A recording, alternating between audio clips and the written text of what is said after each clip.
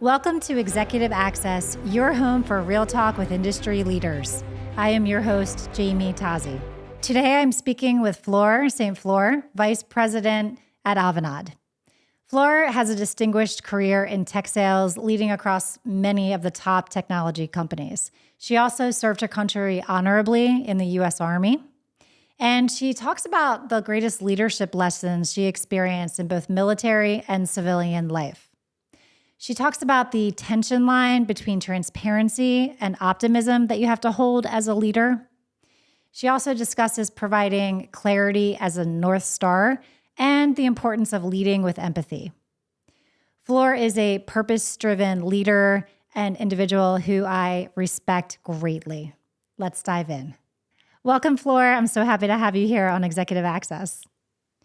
So Thank I you. have so many things I can't wait to jump in and talk to you about, but I will start with my standard growth mindset question because I know that you are always moving and growing. So what are you doing personally to learn and grow these days? Well, personally, I've started to spend time reading on books that are helping me with my personal growth. Oh, So think about self-awareness.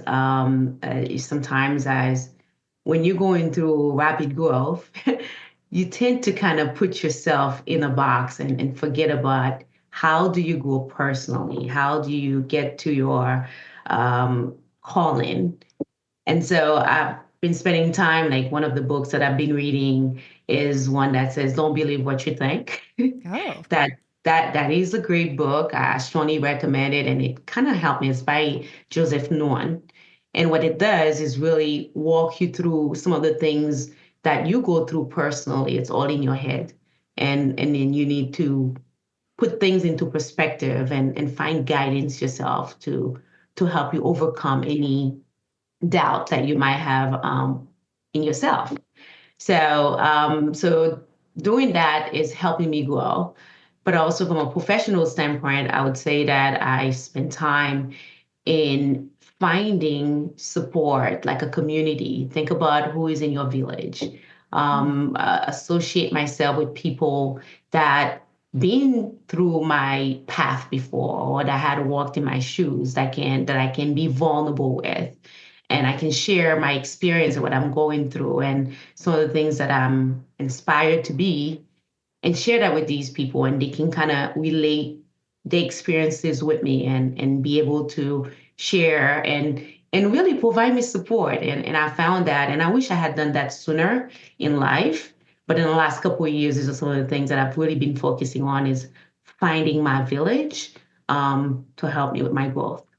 that's so good. By the way, the stories we tell ourselves in our heads, I had my friend frame it to me that way a couple of years ago. He's like, we tell ourselves stories and we believe those stories, and it's really hard to unstick those stories. And when I thought about it like that, I'm like, yeah, what stories am I telling myself? And which ones are serving me and which ones are not? Maybe I need to pick up that book. So thank you for that one.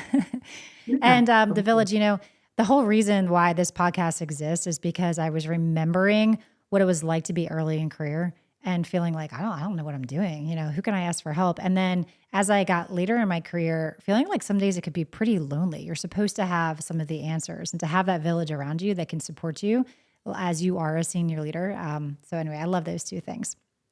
So I'm really interested for our listeners to hear a little bit about your background, including, way back you served in the Army for 8 years, and I don't know, we've been friends for a while, but I don't know that I've ever asked you what made you decide to join the Army. So maybe start there and walk us through your, frankly, pretty rapid career progression from there.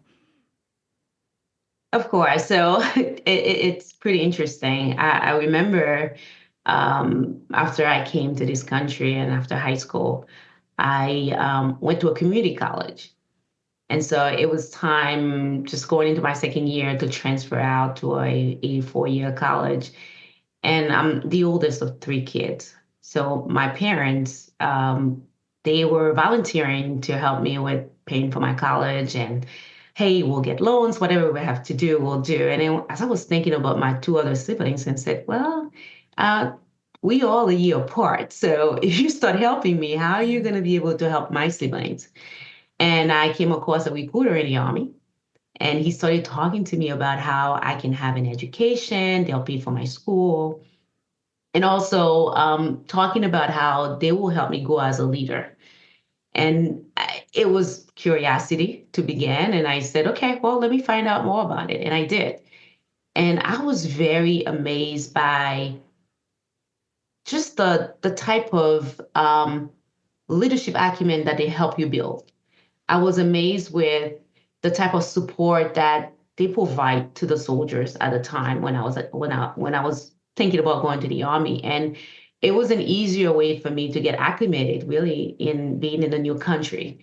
And so I took the chance and I said, I'm going to join the army.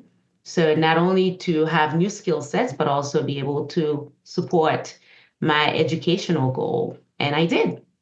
So I spent 4 years. So I started as enlisted, spent 4 years there. And right before 9/11, I was about to get out of the military. And I was thinking about, well, being in the military, it was great, but I'm ready to be in a civilian world because I had promised my parents I'm going to get my degrees and I'm going to move on, and that's what I'm going to do. So I was fortunate to have an opportunity with Merck Pharmaceuticals. So I started in sales with Merck Pharmaceuticals. What's interesting about this is I never saw myself as being in sales.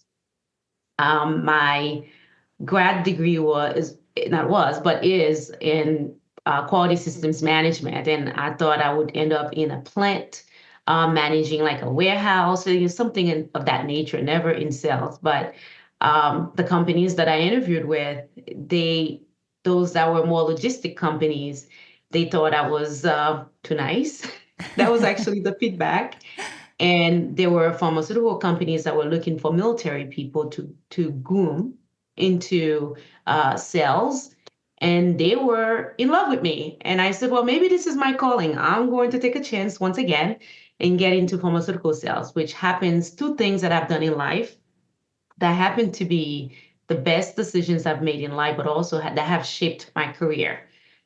Joining the military, joining the army, and taking that role with Merck Pharmaceuticals as a salesperson. And so that's how everything started. Um, but as I mentioned earlier, while I got out of the military right before 9/11, and 9/11 happened probably 2 months while I was in training with Merck Pharmaceuticals. And I lost some folks in at the Mm. Pentagon. I got very emotional, and this is my country now. And I decided to go back to the military as a reservist, and that's when I became an officer. So I was an officer for about 9 years in the Army. So I did both at one point. I was a soldier and I was a civilian at the same time until later in life I decided to choose one, and I stayed in to sales and then pharmaceutical sales, got into tech sales with IBM. And this is really the story. When I look at my career in general, I would tell you that a lot of it wasn't that I was so sure about the roles that I would take. It was more like the wolves chose me, and I took a step back and said, okay, is it lack of confidence that probably have me taking a step back? Or is it there is something there? And because I'm curious by nature, I would say there is something there. I'm one that likes to take advantage of an opportunity. So this is how I ended up in tech sales in general. And really, it's been a great adventure. Looking back, I couldn't be happier with my career today.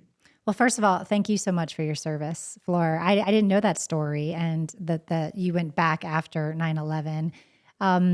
And I smiled when you were like, maybe I should be in sales. And having known you in tech sales, I'm like, yeah, you did find your professional calling in sales. You're pretty much a rock star when you do it. But I wonder if it's about maybe the lesson for those listening is opportunities are going to come your way. You may take advantage of some, you may not. But when something speaks to you, to be curious and to sometimes jump in. And sometimes when you walk through those doors, amazing things will happen. The worst thing I guess that will happen is you walk through a door and you go, oh, I just learned that wasn't for me. Let's walk back out the other way and choose a different door. Flora, you have worked in tech sales and tech sales leadership for some phenomenal organizations, including AWS and Microsoft, and now at Avanade. And, I'm curious which of the transitions was the most challenging for you or stands out the most? Was it the transition from military into civilian life? Was it moving from an individual contributor to a manager, or from a manager to a second line manager, or to a broad business leader? There are all these career transitions or stage transitions. And I'm curious which one sticks out for you as the biggest transition. Where I'm going to give you two. Okay, great. So I'm going to separate the military life and the civilian life. So for the military, it was when I became an officer. It was at a time where we were going to Iraq. So we were in the Iraq War, and my role was primarily providing comfort statewide to my soldiers that were heading to Iraq.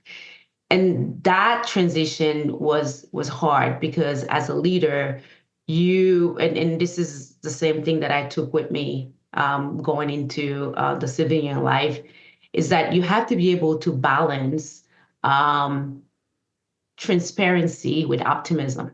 Mm, So while the soldiers, they were very much, oh my God, we going to Afghanistan, not Afghanistan, we're going to Iraq. Some of them were excited because they know they were fighting for our country, but some were a little hesitant, right? sure. And families, and when you have soldiers going out there in the war zone, there's a chance they will not be back, and they know that. And having to really stay optimistic and go and said, we're going to do this, we got this.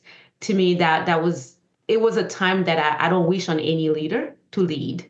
Going into the civilian life, my biggest transition was moving from being an individual contributor to actually becoming an M1. Huh. And just to be full transparent, it's even harder when you were an individual contributor on a team and then you come back to become the leader for that team. Oh, yes.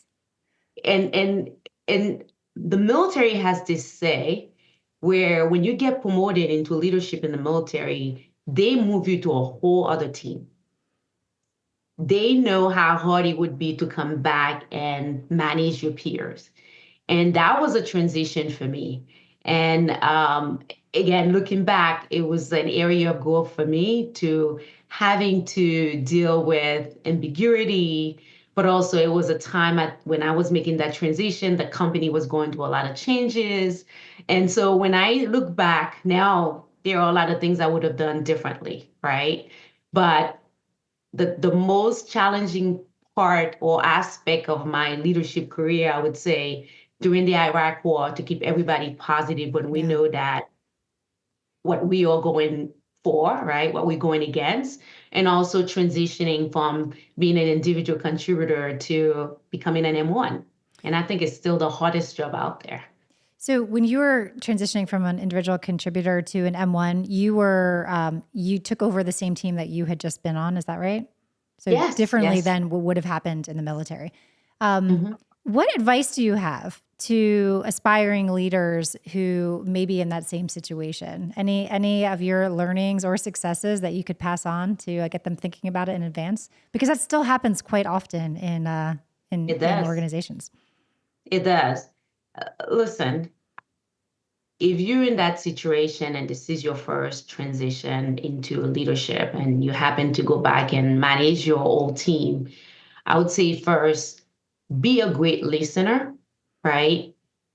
Listen, listen, listen.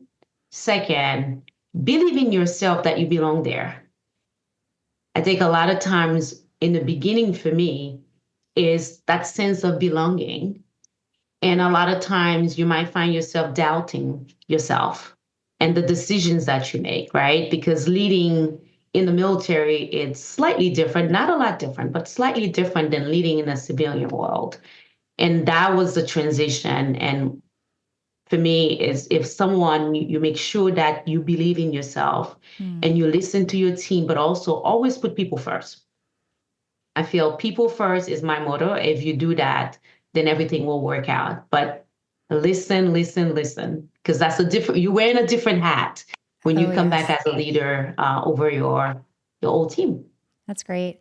And if you're a leader, on your team, or you're an individual contributor right now, and you're just eyeing up that leadership job on your team, the only thing I would might add to that, I'm curious what you think of this, is I'm a big believer that you can lead wherever you are. So even if you don't have that official manager title, anything you can do to show up as a leader with your peers every single day, supporting them, helping connect the dots, supporting everything that's going around you, connecting across teams. When you get tapped for that leadership role, it'll just seem so obvious. You've already been Mhm. doing it as well. So just something looking back. I actually, same thing. My first manager job was promoted to manage the team that I was on. But this story I want to tell is more about the time when, right before that, I was speaking in a meeting and my manager said something. I'm like, yeah, I don't think that's a good idea. And she pulled me aside afterwards and she said, Jamie, it's okay for you to disagree with me, but you have to understand the impact you have on the rest of the team. And I didn't see myself in that light. So not only do you have to believe in yourself, I love that you said that, but recognize the impact you have. So good. What about, I want to go back to transparency and with optimism. I'm so curious about this Mhm. because, while I've never experienced the military life, and that situation you're describing, preparing soldiers to go to war, is, high stakes. But maybe the correlation I would draw is leading in times of change. I have been involved in situations in the tech world where things are upside down, major organizational changes or major strategy shifts, tons of uncertainty. People are concerned. I have learned that people don't necessarily err towards the side of optimism, in times of uncertainty. So, can you talk to me a little bit more about transparency versus optimism, or transparency with optimism in times of great change inside an organization?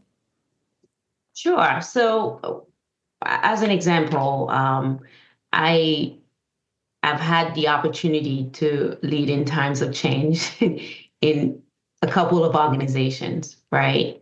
And a lot of time people don't, when they think about change, the first thing to think about what kind of impact this has on me. How's that going to impact my family, Yes. right? And we all have a family that we've committed to. We've committed to deliver on whatever that is, and you want to think through, what does that mean for me? And what I found is that people, even at times of change, they might be a little bit reluctant to follow, or even to allow themselves to be led during that type of change, a lot of times because they don't understand it. And transparency doesn't mean that you're going to outline every details, right? Even with the military. So going back to that, it's more about, there are the obvious. It's either, if it's rumors and it's not real or it's not true, you as a leader need to address it up front. Because what happened, when you let uncertainties around your team, they can't focus. Yes. Right. So the transparency aspect is being able to address anything that you think that could be a distraction for your team, but also provide them assurance of the why. I think a lot of times Mm, we tend to say, not we tend, but some leaders, this is what we're going to do. But should we spend more time explaining the why and get the buy-in from your team on the why? If we're making this move, this puts our company in a better state in the next 20 years, right? If we make this, I like to ask people, okay, if this change, you feel this is not the right change, what's the alternative? If we don't do anything at all, what do you think happens in the next 10 years, mm, right?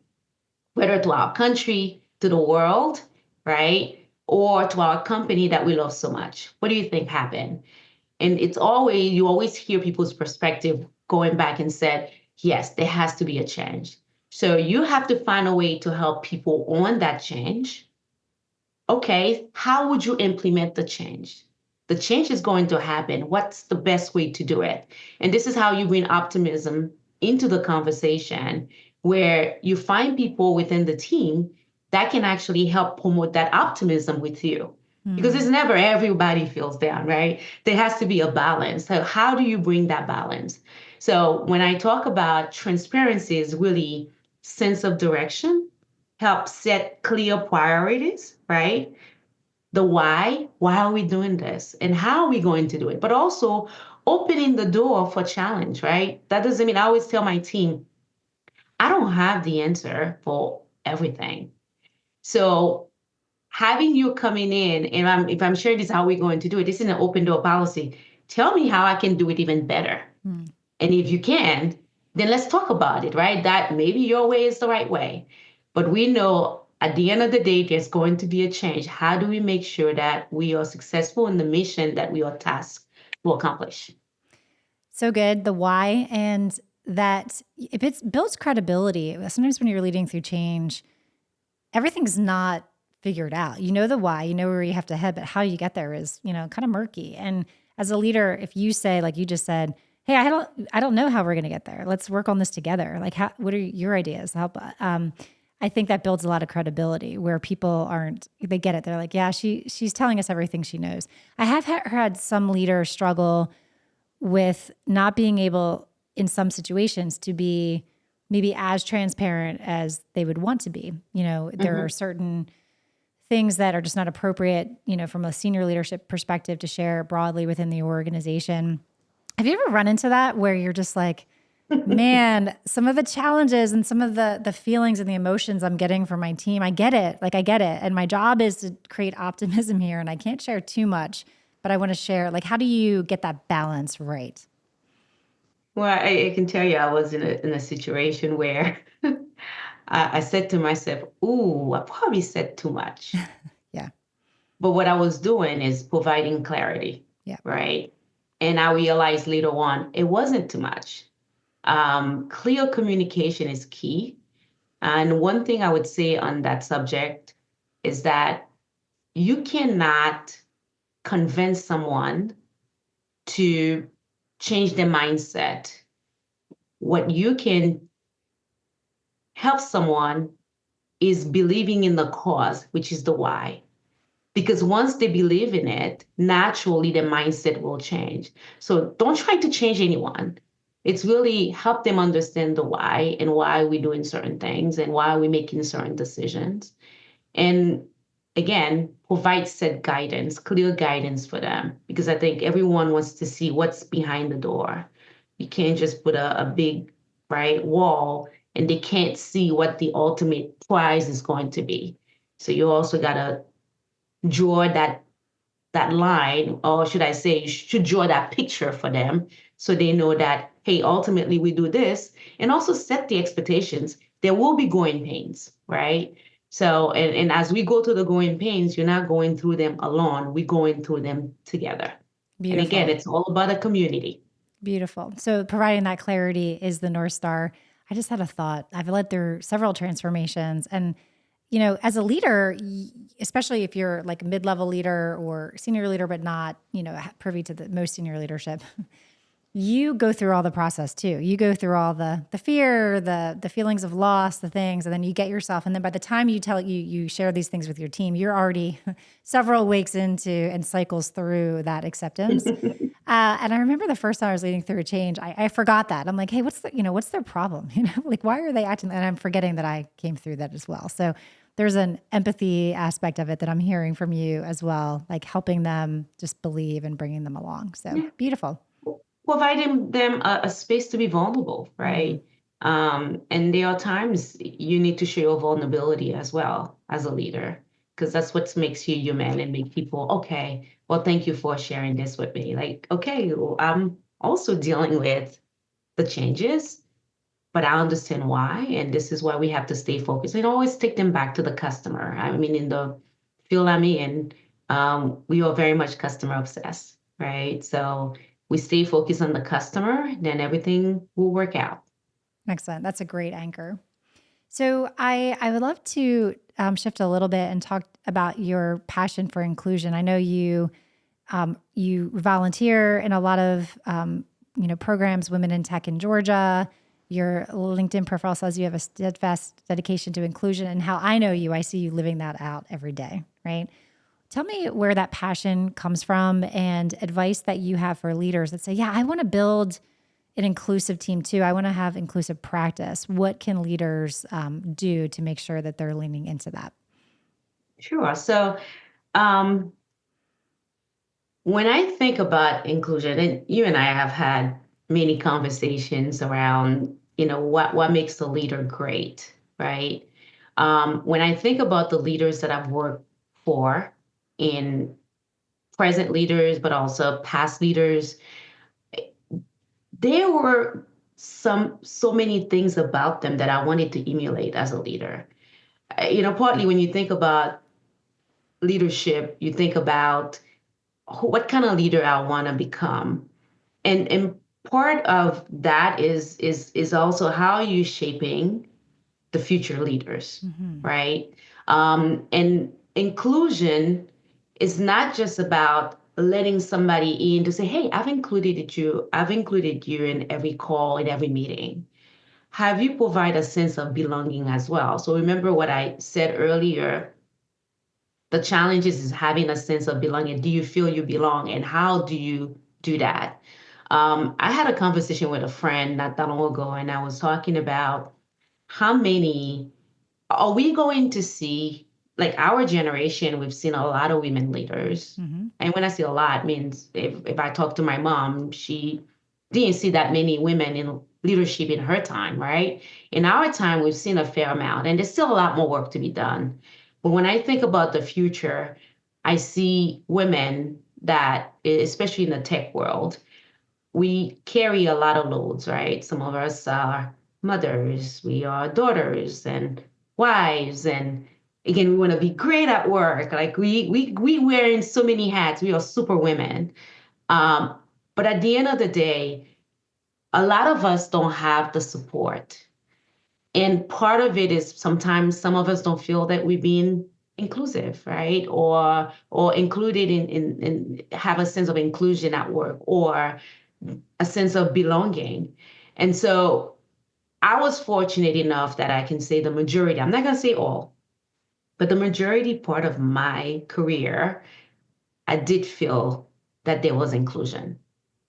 And I've worked for great leaders and they are leaders in my time that have gone out of their way to make sure that I know I'll belong here and I'm supposed to be here.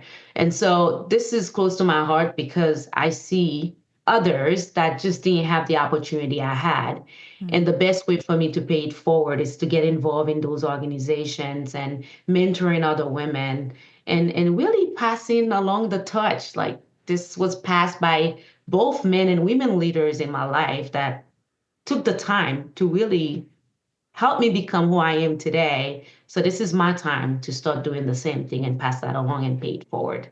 Oh, So that's that, beautiful. that that's why this is very close to my heart in providing that, um, I guess, that foundation for others. Excellent.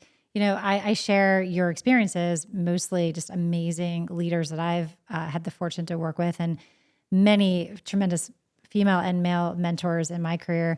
I feel like one of the things that is really important for women is to share what is the reality. I remember when I became a senior leader at Microsoft, women, young, early in career women would come up to me and be like, "How do you do it all?" And I realized that they might have had an impression that was just idealistic and not accurate. And I'm thinking to myself, well, if I let them continue to see that, have this impression of me as a superwoman, that's an unattainable thing. That's not even possible, right? So sharing with them the ins and outs of, just work style differences that I was able to, negotiate with my leader or things like that, right? And on the flip side too, I definitely have to advocate here for our men too, because I remember a time Microsoft had just rolled out 3 months of infant care leave for partners and spouses. So there were a lot of men in my organization whose wives were having babies, and the second one that happened to, they weren't going out for 3 months. So I called one of the guys up and I'm like, "Hey, you're taking your 3 months, right?" And he's like, "Oh, no, no, no. I mean, I might take like a week here and there." And when I really drilled down on that, what I learned was they didn't feel like they could, just whether it was socially, culturally, or something. This idea that it was well ingrained in the culture that, you know, the women could go for 3 and then now 5 months, but the men weren't. And when I realized that, I'm like, okay, do I need to mandate this? I like to give people like control. But it made me realize that there's a lot of powers at work culturally that we need to be aware of to make sure that people show up. And I think that there's a myriad of things for women. But I also wanted to share that story of a man because I didn't realize that was a thing. I'm like, go out for your 3 months. I don't know if you run into that as well. It is, well, a lot of times, and to your point, the same thing they say about leaders taking their time off and vacation is actually a good example. Your team wants to see you. You want to be, you want to set that example for your team to actually taking the time off, and they know that you are disconnected and you're taking the time off, because when you come back a better leader. So how do you set up the example and be encouraging to them? And again, partly is for them to know that, hey, you have their back no matter what, right? And you are in support of them taking the time that they need, whether it's for family, whether it's for themselves. Um, so yeah, I would agree with you. I think here's one other thing that I've said before: be human Hmm. and show that human factor and that human side of you. And I'm not saying leaders we're not human, but a lot of time we so focus, right? But when you show that type of vulnerability to your team, they feel they belong, because now they know that, to your point, how do you do it when really it gets lonelier and lonelier as you get up the ladder, right? And so if you could say, hey, well, I wing it some days, and all of a sudden they feel, oh, really, tell me more. Or my And then favorite, they can open up. I'm not turning on my video today. If I did, you would know why. Like that's one of my famous lines. Exactly. You probably never had that problem, but I might have had it once or twice. That's Oh, great. So, well, no, we all have had that's the thing. We always assume we're the only one until, again, you open up and you realize, oh, okay, she's had the same issue. but I think Great. you are hitting on something. I just want to put a fine point on.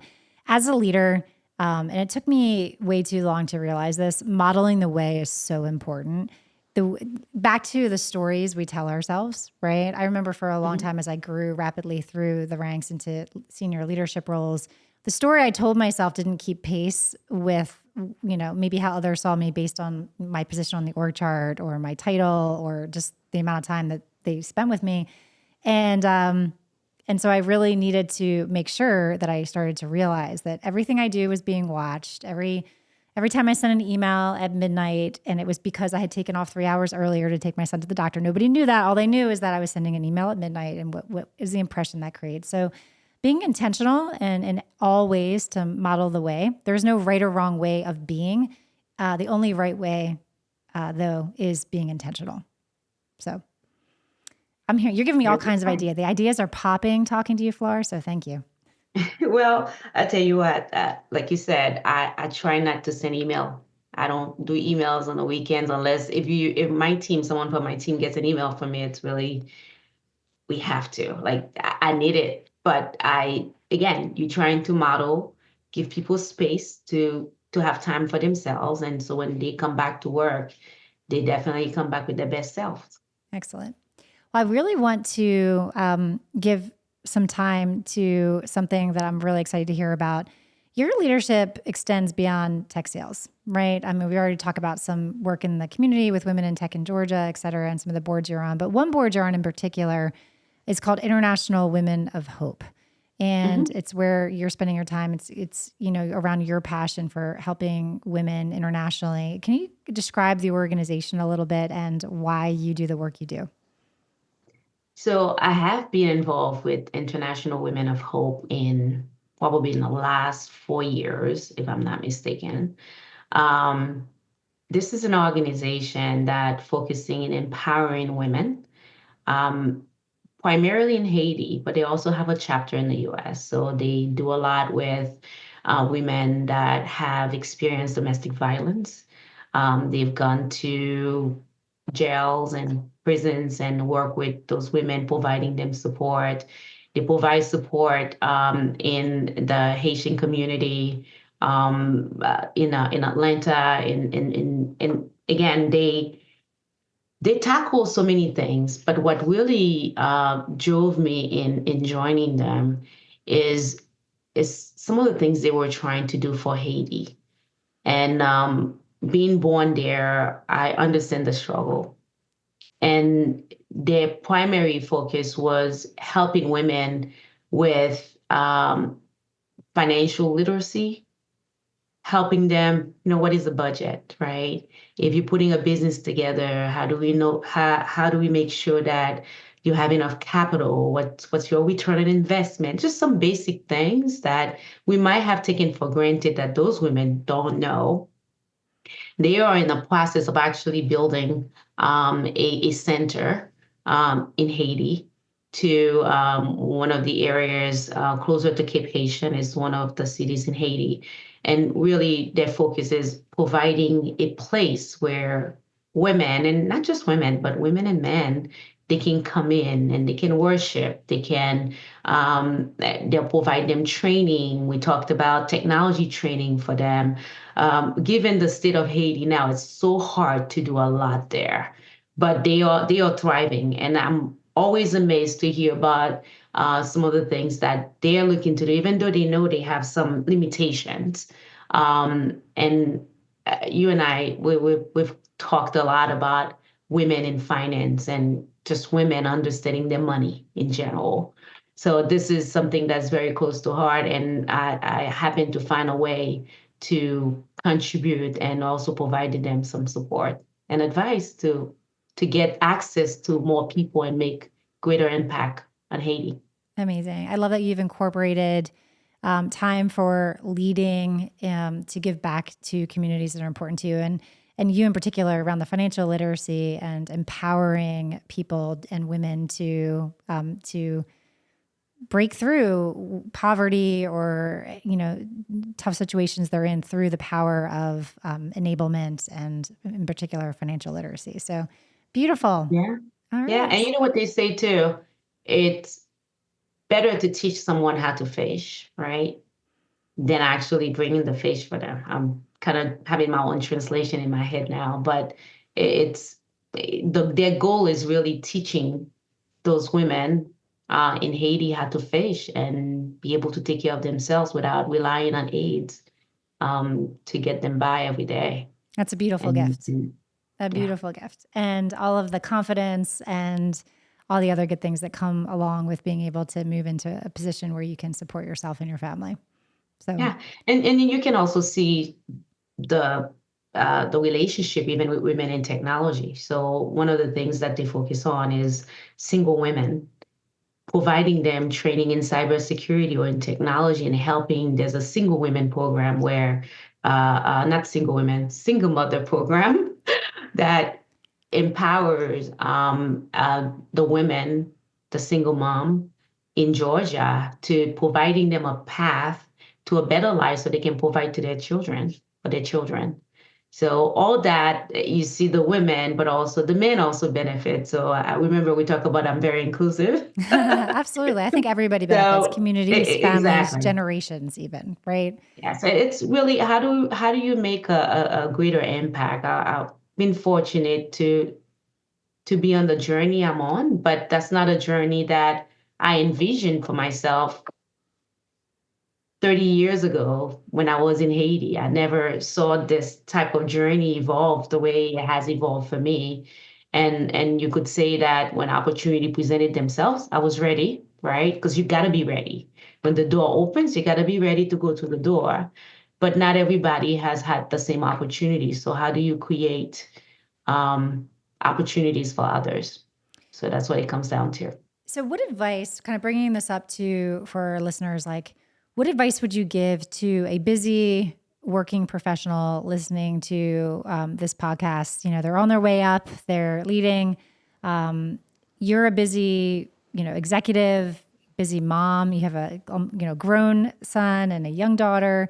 What advice would you give to people that say, I think I'm too busy? Like, how can I also give back to the community or get involved? Is there one small step that they can take to start doing that, and why should they?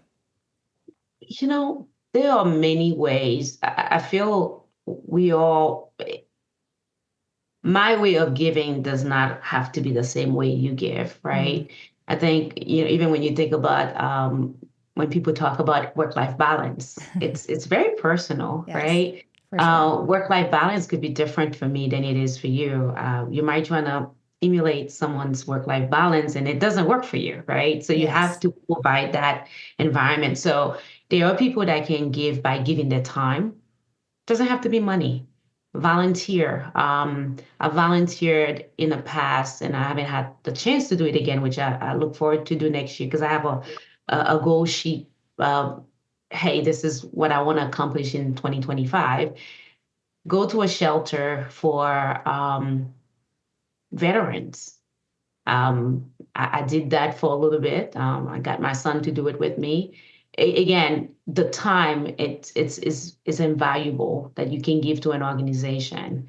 Um, Whether do it through your company. A lot of companies, such as my company, we provide time as part of benefits to go volunteer, right? Because I think sometimes people don't know that these types of benefits actually exist within the organization. Find out. Um, Again, find a cause that you feel that's close to your heart. For me, it's women. It's I would say women, also men, not just women, men, but also any underprivileged or underrepresented groups. I tend to, find some room as well, right, to make sure that I make a difference in whichever community that I can make a difference in. Actually, great. So find a Excellent. cause first. What do you believe in? What's close to your heart? Because I think once you find a cause and something you're passionate in, a cause that you're passionate about, you'll find the time, right? Yeah, that's And great. don't expect it to be a day a month, or if it's an hour a year, that's the time. That's how you can give. So give the best you can. Great. Well, I wanted to ask that question because I just consistently find that really great leaders find a way somehow, and maybe not at all seasons in their career, because sometimes it's impossible. You take on a new role and you need to prioritize differently. But many great leaders like yourself, just a consistent thing I see is they look to have a broader impact, outside of Mhm. their work as well. And sometimes it's adjacent. Sometimes the value comes back to help them in their job somehow, but there's a broader community impact. So thank you for doing what you do. I'll get a link to in the show notes to that organization that you support, just so that in Yes, case anybody wants to learn more, International Women of Hope. it would be awesome. All It would be right. awesome. We can get both women in technology, international women of Perfect. hope, all the help we can get, because again, those organizations are great organizations and definitely making great impact in Excellent. our world. All right. Well, I can't believe we're getting close to our close already. That flew by. I Already? know, Come right? on. I'm wondering though, we do have a little bit of time. Are there any other leadership frameworks or books or principles that came to mind as you were thinking about our conversation today that I didn't get a chance to ask you about? So, well, as far as leadership books that I would recommend, and Dare to Lead by Brene Brown, love this book, love it, love it, love it. There's another one that also directly related to what we talk about, the why. So Oh, there's a book that's called Start with Why. Start with that first, right? And that's by Simon Sinek, actually. That's another great book that I would recommend. When it comes down to framework and what I live by as a leader is lead with empathy. Take time to, if you don't have that muscle, take time to build that. Lead with empathy, but do not forget the mission that you're going after. So don't lose sight of the mission. And it's a balance. they're not So mutually exclusive, right? I'm picturing exactly. like radio dials. You can do both and just have the right balance. How Yes. do you build that muscle, right? Because you hear about that a lot, like lead with empathy or evaluating empathy. How can somebody build that muscle? It's a really good question, Jamie. Um, it's one that it's not a muscle that you build just one day. Yeah. It's one that you throughout your life, it's one that you'll need to learn to continue to build. It's almost like you constantly at the gym. And my recommendation of building that is take time to when somebody disagree or somebody is in a tough situation, take a step back and trying to relate to their situation. And it could be maybe this is not something you would ever envision for yourself, or maybe they're disagreeing with you on certain things, but trying to understand Mm, where that is coming from and help them understand that you are hearing them. I think a lot of time people just want to be heard. And this is a slow way, I would say, of building empathy. It's really be present, listen, right? And provide some type of balance and support. If they and ask, how can I help? And depends of the situation. It could be somebody having some family and this is why they're not performing as expected, right? And once they're vulnerable enough to share that with you, how do you provide that balance to them where they know they have your support, right? Um, and then you know what? Sometimes it's just take a step back. Sometimes we overreact. Remember what we talked about earlier. Don't believe everything you think. I think and as leaders, it's we're good at what we do sometimes in the outcomes because we move fast, we make fast judgments, we process information quickly, and we move and we make decisions.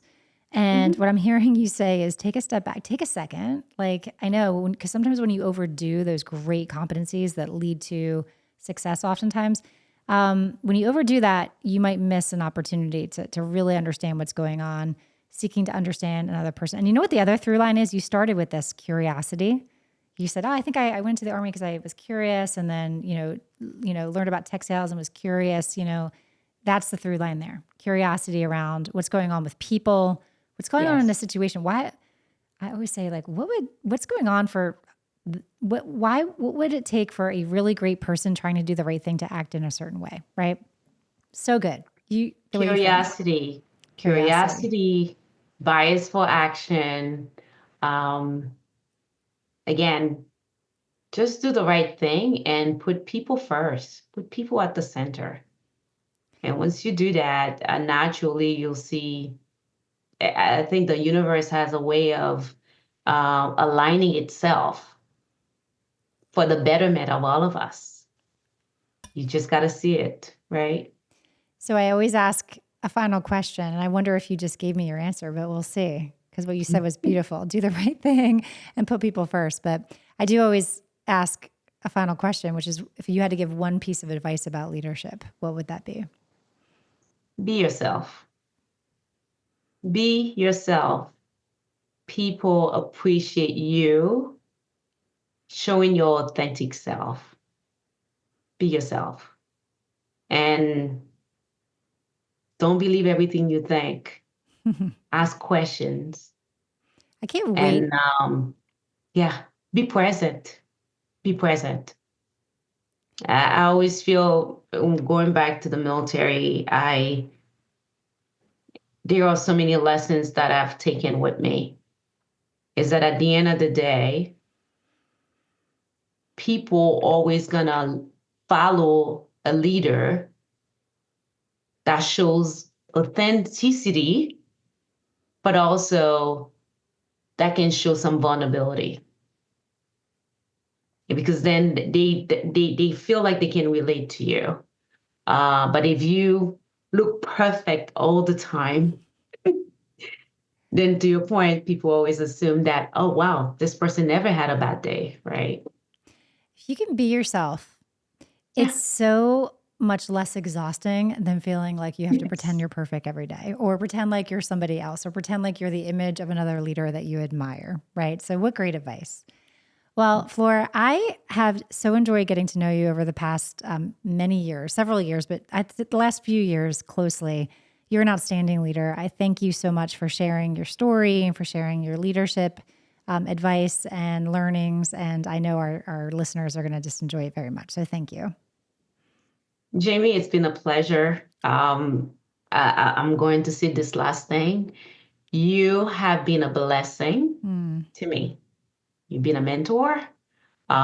You've been great. I can tell you at the time when you and I'll reach out to you when some days I needed a friend to speak with, and you were always there. So congratulations on your podcast. I've enjoyed the guests you've had on the podcast, and it's been an honor to be part of this. Thank So you thank you. Thank you so much, Flore. Thank you for listening to this week's episode. Join us every Tuesday for insider access to executive leadership.